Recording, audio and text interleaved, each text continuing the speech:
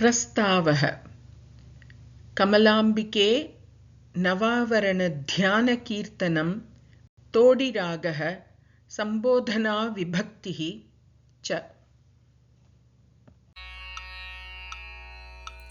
श्रीचक्रे संस्तुते देवी पाहि त्रिपुरसुन्दरीं नवावरण संस्थे त्वं त्रिकोणे बिन्दुमालिनीं सर्वमङ्गलसम्पूर्णे ह्यवमां कमलाम्बिके रक्तवर्णे शिवे पर्णे तोडि ध्यानेन तोषिते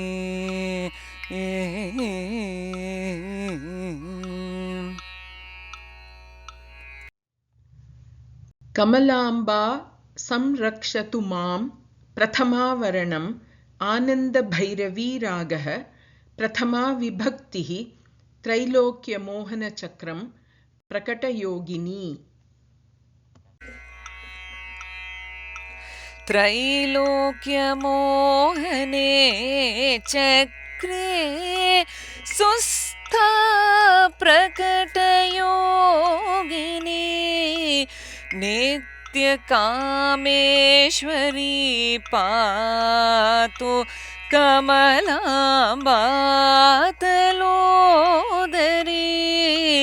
प्रथमावरणे संवेदिनी देवी महेश्वरी आनन्द भैरवी वन्द्या ह्यष्टसिद्धीश्वरी शिवा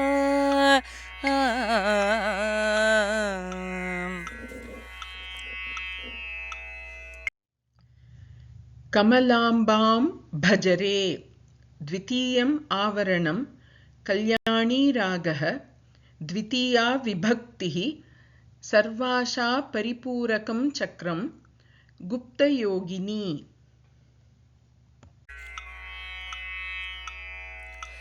चक्रे स्थितां हि शर्वाणीं सर्वाशापरिपूरके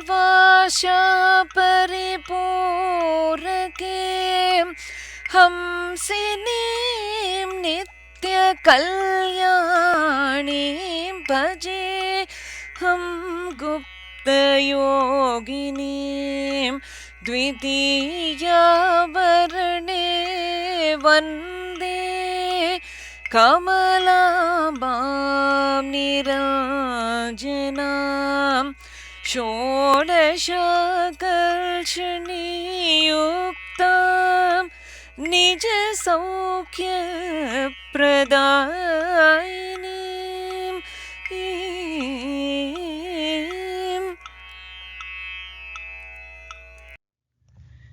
श्रीकमलाम्बिकया कटाक्षितोऽहं तृतीयम् आवरणं शङ्कराभरणं रागः तृतीया विभक्तिः सर्वसंक्षोभणं चक्रं गुप्ततरयोगिनी।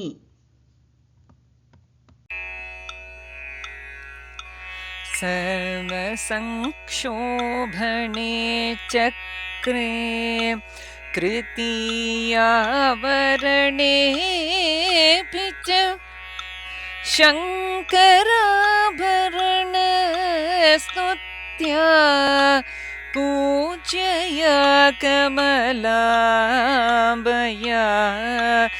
अनङ्गकुसुमाद्यष्टशक्तिभिर्युतया तया कटाक्षितास्मि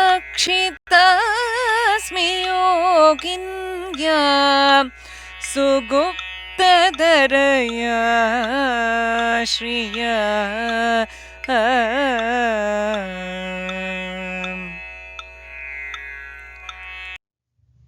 कमलाम्बिकायै चतुर्थम् आवरणं काम्भोजीरागः चतुर्थी विभक्तिः सर्वसौभाग्यदायकं चक्रं सम्प्रदाययोगिनी।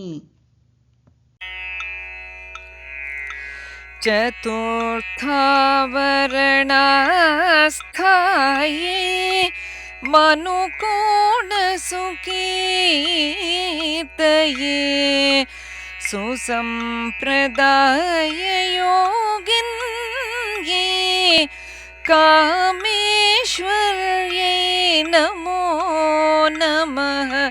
सौभाग्यदाय काम्भोज चरणाय सुमूर्तये पूज्यायै कमलाम्बायै संक्षोभिण्यादिशक्तिभिः।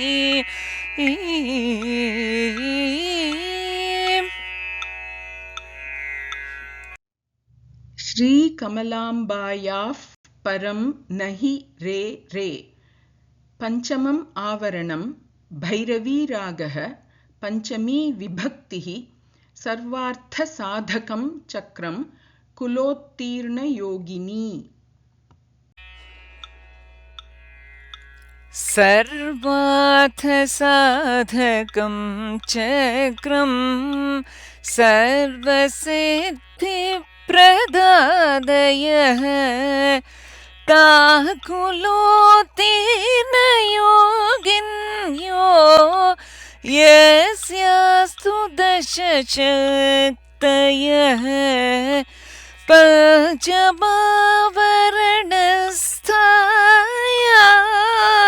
रुद्राण्या भैरवेनुते शर्वाण्याः कमलाम्बायाः सुपर्णायाः परं नहि।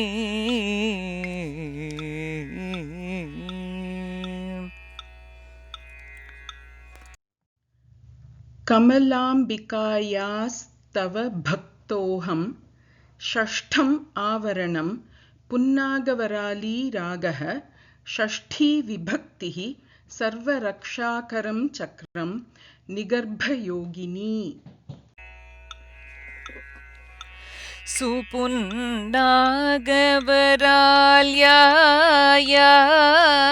पूजिता स्यादया कृतेः देव्या निगर्भयोगिन्या दशशक्त्यास्तपोधृतेः सर्वरक्षाकरं चक्रं यस्याः श्रियः शुभाशिषः भक्तास्मि कमलाम्बायाः षष्ठावरणसंस्थिते।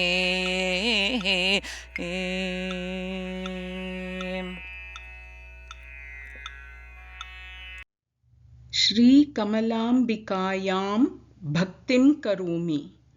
सप्तमम् आवरणं सहानारागः सप्तमी विभक्तिः सर्वरोगहरं चक्रं रहस्ययोगिनी।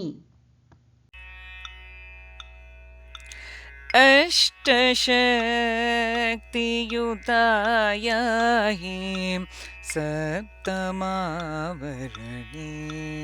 स्थिता तस्यां रहस्ययोगिन्यां सहानाराग सन्नुतो सर्वरोगहरे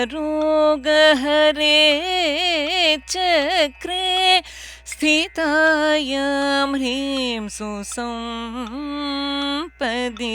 मे भक्तिः कमलाम्बायाम् अस्ति देव्यां सुचक्षुषी।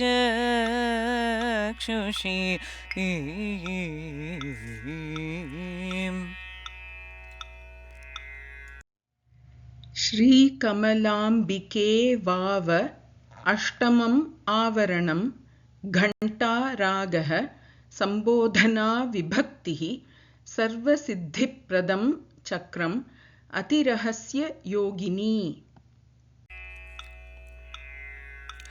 कमलाम्बेव शर्वाणि शूलिनि त्रिपुराम्बिके योगिन्यतिरहस्ये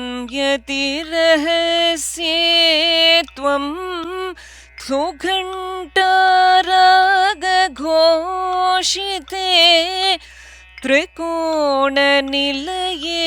बाले सर्वसिद्धिप्रदायिके त्रिशक्तिसंयुते दुर्गे यष्टमावरणे शिवे।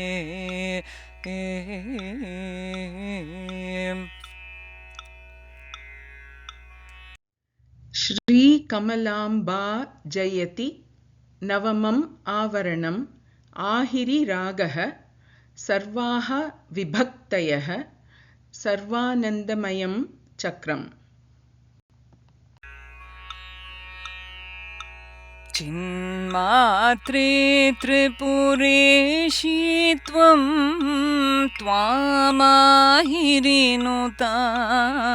भजे त्वया हि पालितो लोकः सदा तुभ्यं नमो नमः।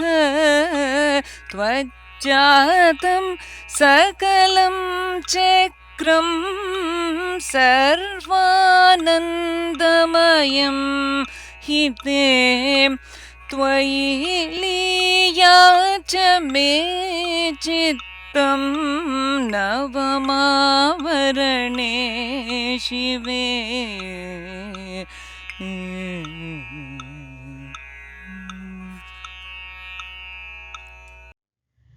कमलाम्बिके नवावरणमङ्गलं श्रीः रागः सम्बोधना विभक्तिः दीक्षितवन्दनं च। भुवनेश्वरि शर्वाणि देवि श्रीकमलाम्बिके सुपर्णे ललिते पाहि सर्वमङ्गलदायिके नवावरणगीतानां कर्तारं ज्ञानसागरं